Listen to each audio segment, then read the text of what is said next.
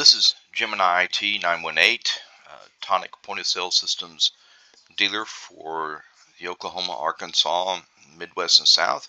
Today we're going to spend some time in the Tonic back office going over adding menu items, looking at modifier groups, changing prices on the menu. We'll spend some time adding staff to the system, taking a look at roles and permissions, and we will also look at discounts, that sort of thing. There is a previous video that spends a considerable amount of time going through this legacy view of the Tonic back office, and we are not going to repeat that today. We are going to go into the upgrade version of this, and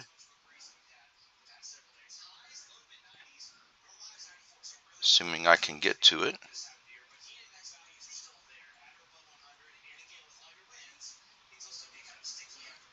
There we go. And we're going to take a look at the new interface, the new user interface and user experience for the Tonic back office, performing the same functions that the previous video covers regarding the back office.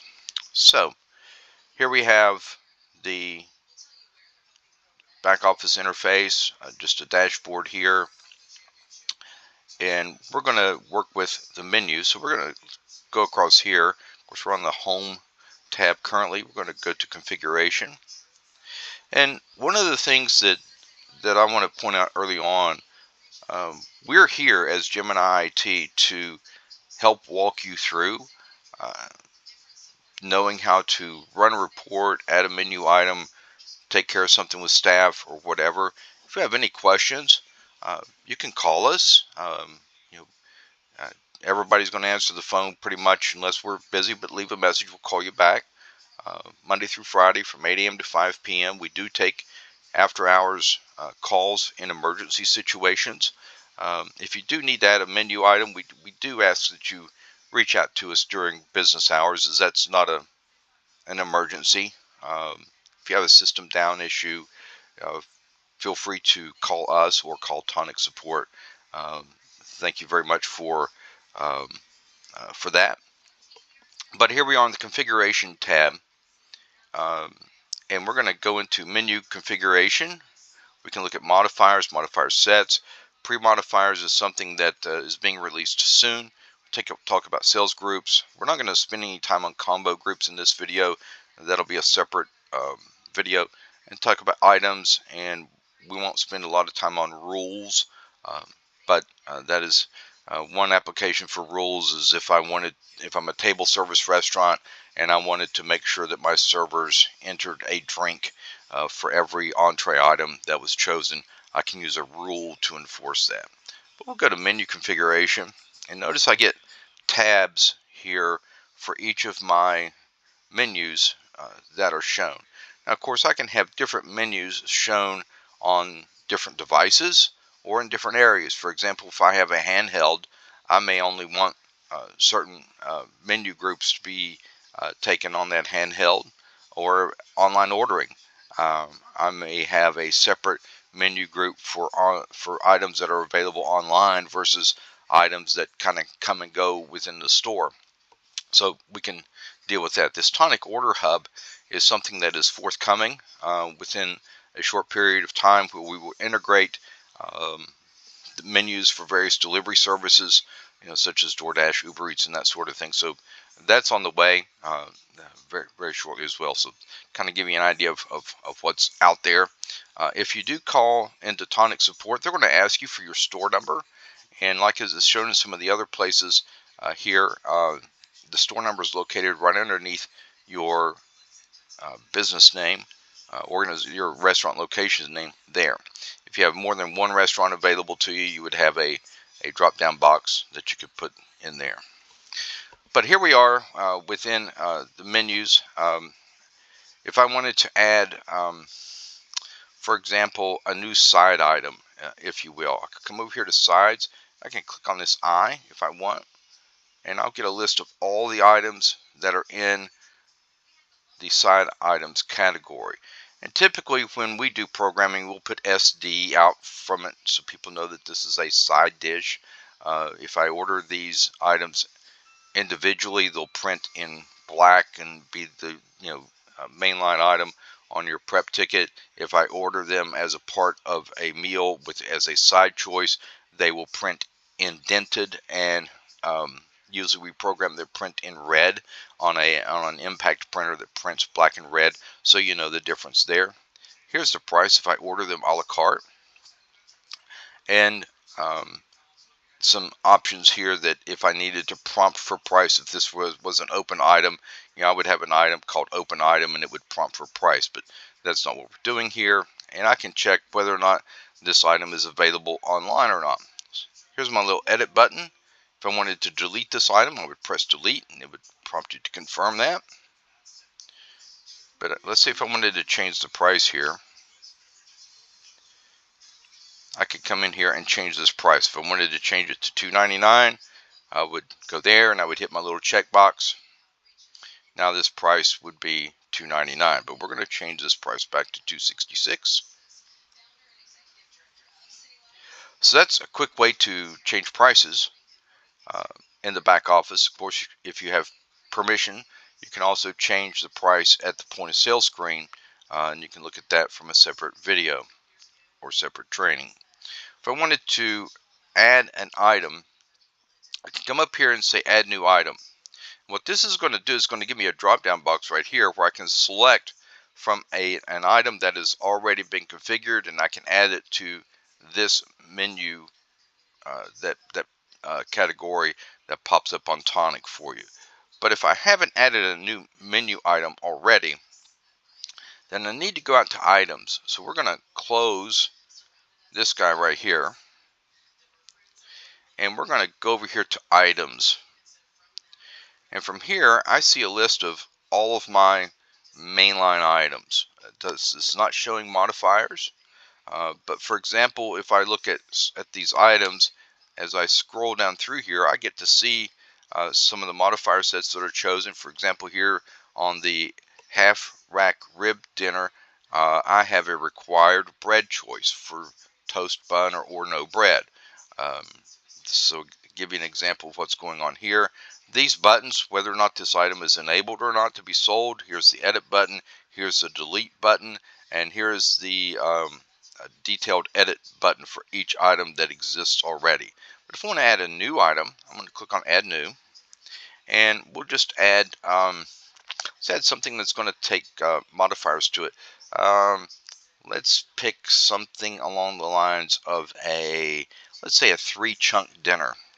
And I will delete this item afterwards, but it's not 3-chunk dinner, but 3-chunk dinner. And I can capitalize my C there, and I can abbreviate dinner by din if I want. You know, you want it to be intuitive enough for your staff. Some folks create a separate menu for online ordering to make it more understandable by consumers. Those types of things. I need to assign it a sales group. Whatever, these are pre-created sales groups. If you need to add a new sales group, get with us and we'll help you navigate that. But this is going to be an entree, and I can assign modifier sets to this if I want. Maybe I have sauces that I want to look for, but I can come down through here, and you can see how these modifier sets are named, if you will. And again, if we get into creating this, let us help you create those first few, and as you get the hang of it, then you'll be an expert in no time at all. So if I wanted to add sauces, here's my wing sauce. I can pick in that. I can add more modifier sets here. I can make this modifier set as required or optional. If it's required, this modifier set is going to pop up as soon as I touch the item. If it's not required, then it will not display as soon as I touch the item, but I can get to this modifier set on the front of the house point of sale terminal by touching the item in the left hand panel where you're ringing up items, and it will allow you to display those modifiers. So that would be there. I'm going to go ahead and mark it as required. And then I can add additional modifier sets if I need to. So I'm going to enable this item. And I'm going to go ahead and click on save here. But now let's go ahead and find that item again, and we'll manipulate it a bit. So I can scroll down through here. I can tab over to find other menu items. I can search for the item here. But there's my 3-chunk dinner. And I'm going to go in. So this is the basic edit. If I go here that we just used. But now I'm going to go into a detailed edit for this 3-chunk dinner that I've working with by clicking on the detailed edit icon over there, and I can type a description here. This will show on the point of sale terminal. If somebody said, hey, what comes with your 3-chunk dinner, I can type in here 3 chicken chunks with 1 side and choice of sauce. Okay. Aliases, this is what it would show online. This is what it will show on the point of sale terminal. I'm sorry, not the point of sale terminal. Excuse me. Display name. This is what we're going to show as far as the print name. So if I just wanted to say 3 CNKDIN, that's what it would print back at the kitchen. If there was a barcode associated with the item, then I could put the barcode in there. Media, I can upload images here. Again, other information about it. If I wanted to, the terminal image, this is what's going to show on the point of sale screen. Online ordering image here, a video, other options. If somebody wanted to know how many calories is in it, I can put that in here. Prep time, how long it takes, and this would be a countdown of number of items available. So for example, if I did meatloaf and I had 12 servings per pan, I have 2 pans, I could put 24 of those in here, and it would count down as I order them. And you can also change this availability on the point of sale terminal to front of the house to 86 items, that sort of thing. And then loyalty points there if you would track loyalty points. So that's a more in-depth look at adding items to the point of sale system here in Tonic, adding a modifier group to it. We get into creating modifier groups and assigning printers to where I want this to print. That's another thing to deal with, and a little more advanced. But you can always check in the legacy back office and go through that video to take a look at some more details there as the printers and that sort of thing. But now that I've added this item, we'll go back to our menu configuration, and we'll go to entrees, which is where this guy is going to be, and we'll click on our little eye here, and now we can click on add new item, and now we can select our 3-chunk dinner, and I can put my price in here. I can say how many sides it gets, so it gets 1 side, and we're going to sell this for $8.99. I can change my button colors here. I can set whether or not it's available online or not, and just tab across. Oops, sorry. And when I hit check, that item is now going to be in that menu group. So that's a real quick look at just changing prices, adding new menu items, assigning modifier groups to the menu, and managing your menu section from the back office. And of course, a lot of folks just change price of existing items, and you can do that either from the back office or you can do that from the front of the house. Next, we're going to take a look at reports, but I am going to go into my item list here within Tonic, and I'm going to find that chunk dinner, and I'm going to remove it since that was just a test item. So notice I used the search function here, and I found that item. When I hit delete, it's going to ask me if I want to delete the 3-chunk dinner, and there we go. So that's done. So let's talk about reports. When I come into reports, and this is the one area that I tell folks, you can't break this. If you come into configuration and you start messing around with your menu, you start messing around with hardware, you start messing around with the user interface, payment types that are taken, you can break your point of sale system if you don't know what you're doing. Of course, you have to have permissions to do various things, but you know, if you have access to the back of the house and you're an owner, we're gonna give you, fairly extensive access to a lot of stuff. You can delete a menu section. You can delete a terminal if you have that permission.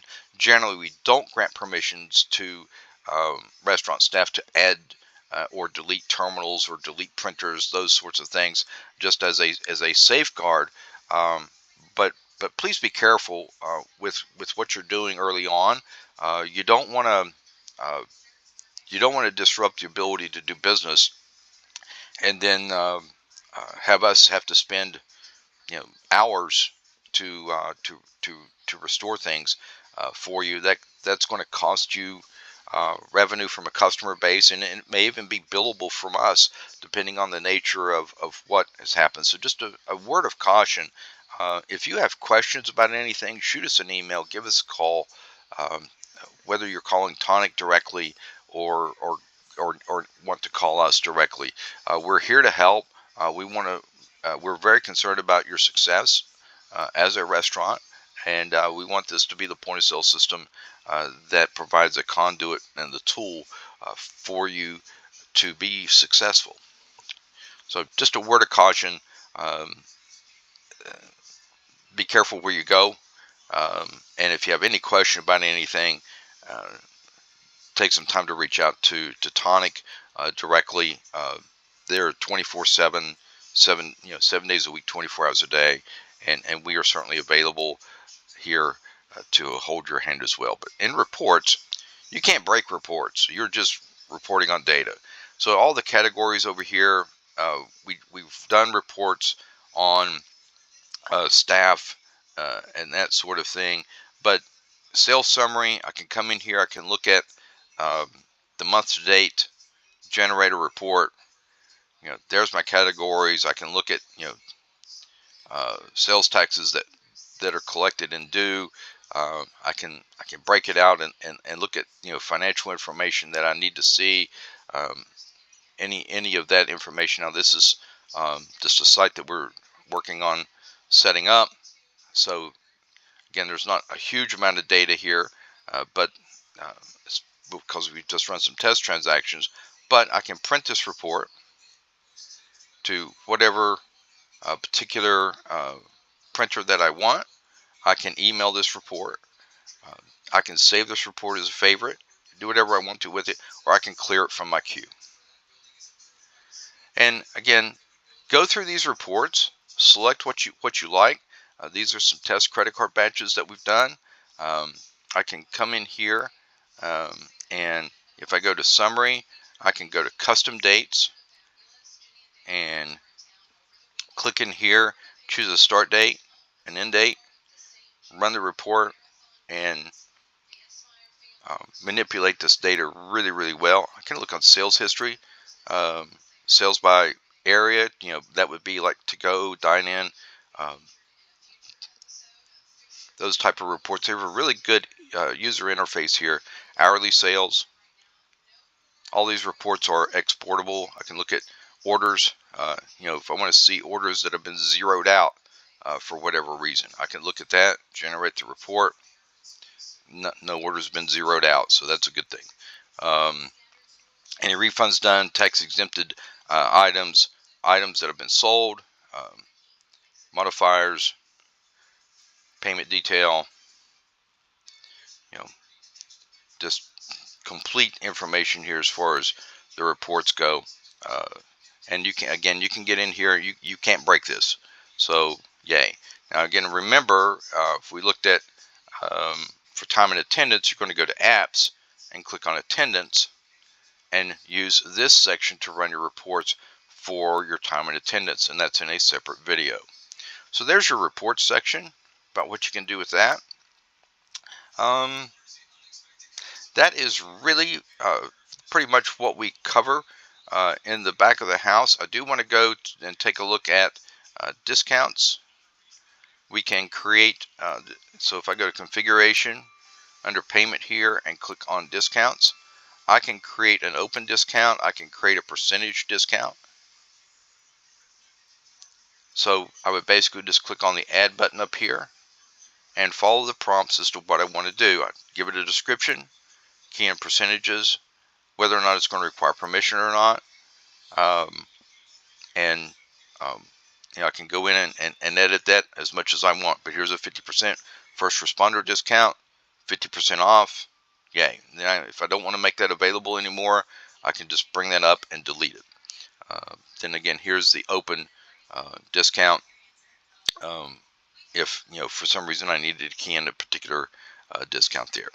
So that is a great review of menu items, how to edit, basic editing, pricing, adding menu items, navigating the reports section, doing discounts, that sort of thing within Tonic Point of Sale.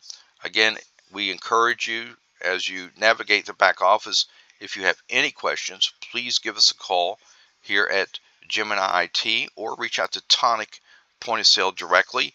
All of our customers have our contact information. There are stickers on the point of sale system, and we would love to work with you in any way possible. Have a great day.